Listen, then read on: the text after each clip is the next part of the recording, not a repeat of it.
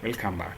So far we have learned a lot. We have learned dependence and independence of event. We have also learned conditional probabilities.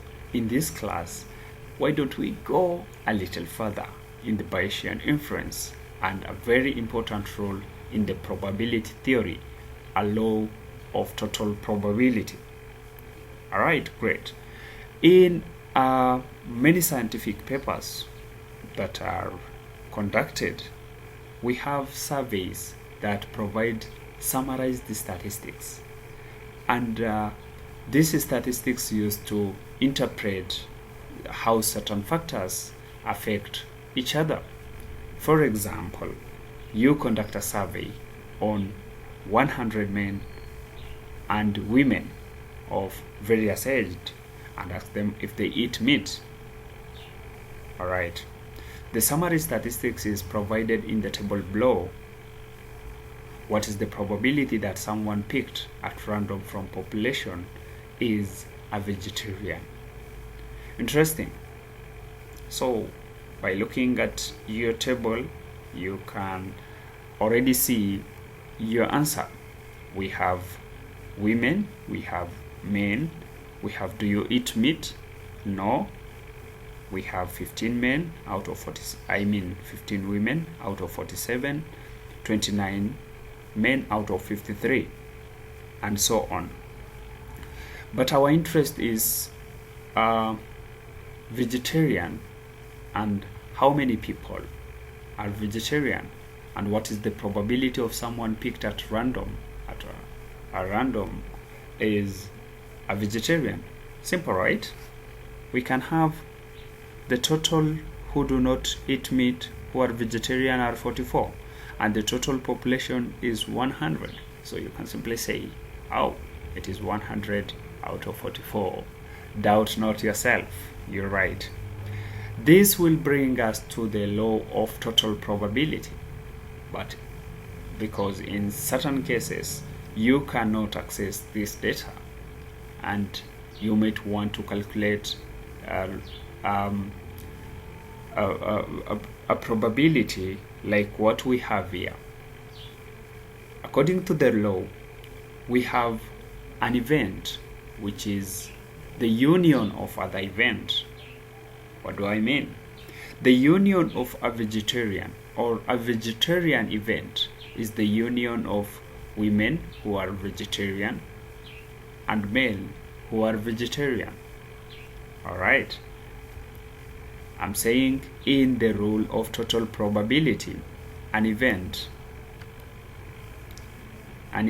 A is the union of some other event like B1 union B2 union and so on up to union Bn. Like the example we have here is, let's say A is being vegetarian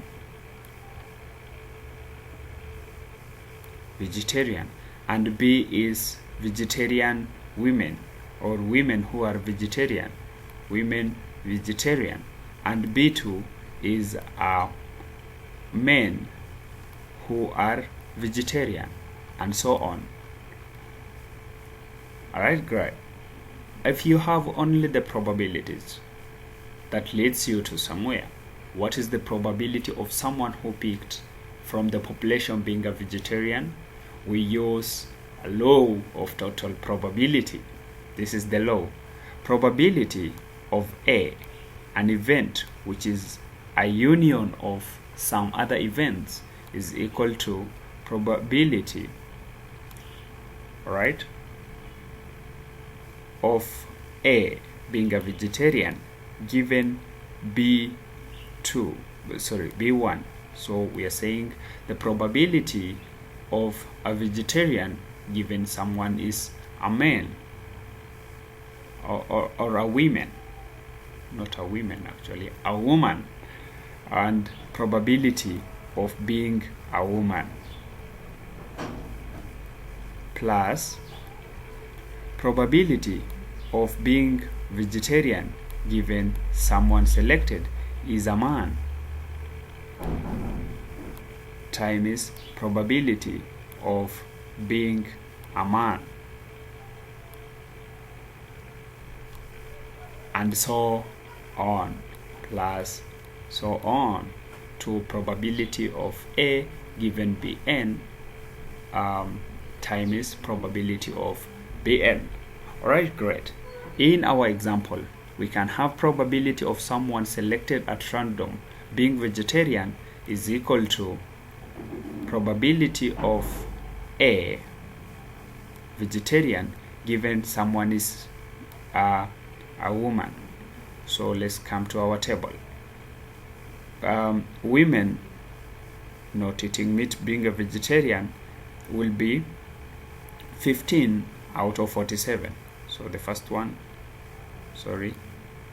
here will be 15 out of 47 times the probability of someone being a woman. So what is women? Women are 47 out of 100, so it is 47 out of 100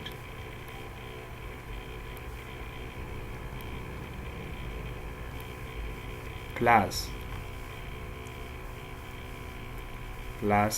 probability of someone is vegetarian given he's a man.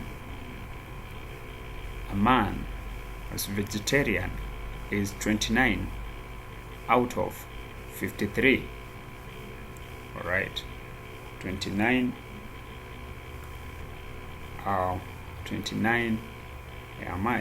29 out of 53. This is the probability of a vegetarian given he's a man, times what is the probability of being a man. All right, great. The probability of man is 53 out of the total 100. 53 out of 100. When you do your calculation, you will get 0.44. That's exactly what we have according to our table. 44 over 100 is the probability of when someone picked at a random is a vegetarian. Great, guys, great progress. In our next classes, we are going to introduce ourselves to additive and multiplicative rule before we go on the elephant of the topic, Bayesian law. I hope this class is helpful. Thank you and enjoy.